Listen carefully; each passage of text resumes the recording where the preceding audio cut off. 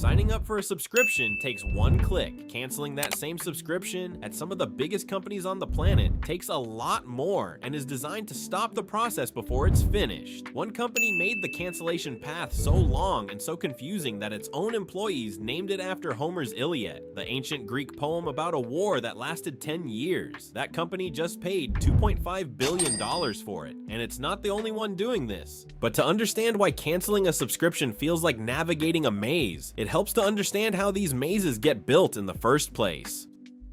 Part 1. How the trap works. The mechanics are simple and they work on almost everyone. A consumer sees an offer, free trial, discounted first month, exclusive member pricing, and the sign-up process is effortless. One page, one click, maybe two. The button is big, brightly colored, and hard to miss. But when that same consumer decides to cancel, the experience flips completely. The cancel option is buried 3 levels deep in account settings, written in gray text on a gray background. Clicking it doesn't cancel anything. It starts a sequence of pages that present discount offers, guilt trip messages like, "Are you sure?" "You'll lose all your benefits," and countdown timers pressuring the consumer to reconsider. This isn't bad design, it's precision engineering. Companies A/B test these flows obsessively, measuring exactly how many extra steps it takes to get a certain percentage of people to give up and keep paying, and the numbers are massive. The average American household now spends over $900 per year on recurring subscriptions and underestimates that number by nearly 40%. That gap between what people think they're spending and what they're actually spending is where billions of dollars quietly disappear every year. The FTC receives nearly 70 complaints per day about subscription practices, up from 42 per day just a few years ago, and those are only the people who bother to report it. Most just keep paying. So which companies are the worst at this? The answer involves an epic poem, a fashion empire built on forgetfulness, and some of the most recognizable brands in the world.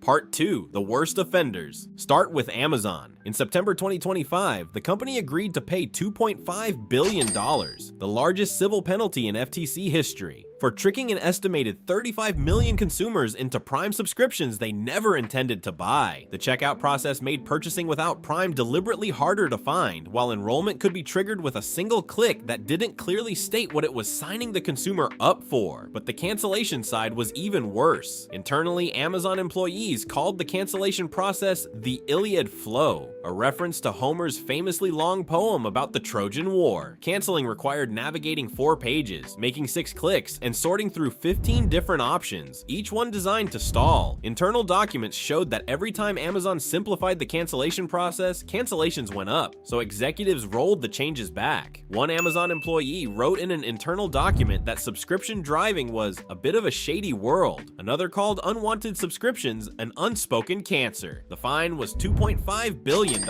Amazon's subscription revenue last year was $44 billion. The math tells its own story.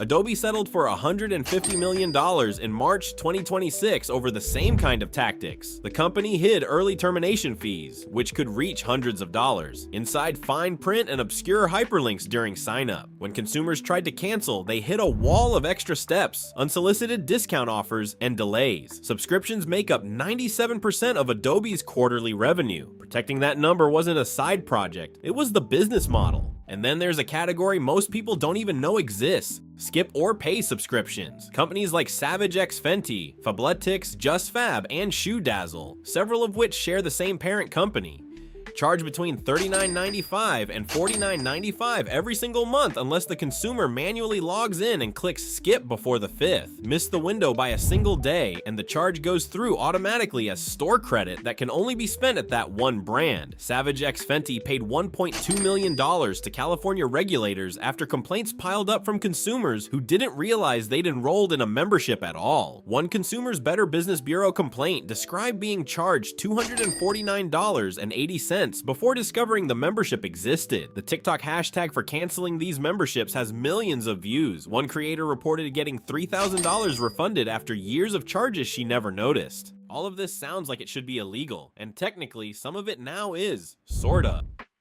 Part 3. Why it's mostly legal. In October 2024, the FTC finalized a rule called Click to Cancel, The principle was straightforward. Canceling a subscription should be as easy as signing up. If enrollment takes 1 click, cancellation can't take 20. Companies can't force consumers to call during business hours, sit through sales pitches, or navigate intentionally confusing interfaces. The rule lasted about 9 months. In July 2025, the 8th Circuit Court struck it down, ruling the FTC hadn't followed proper rulemaking procedures. The rule was voided before most companies had to comply with it. That left enforcement on a case-by-case basis. The FTC can still sue individual companies, and the Amazon and Adobe settlements prove it will. But there's no blanket rule forcing every subscription service to make cancellation simple. Some states have stepped in to fill the gap. California requires companies to let consumers cancel the same way they signed up, and violations can make the entire subscription legally count as a free gift, meaning the consumer is owed a full refund. New York City proposed its own click-to-cancel rule in April 2026, but the patchwork approach means protections depend entirely on where the consumer lives. Meanwhile, companies keep finding new workarounds. The skip or pay model technically isn't a subscription trap if the terms are disclosed, even when that disclosure is a single line of gray text beneath a "Get 70% off" banner. So what can consumers actually do right now to protect themselves?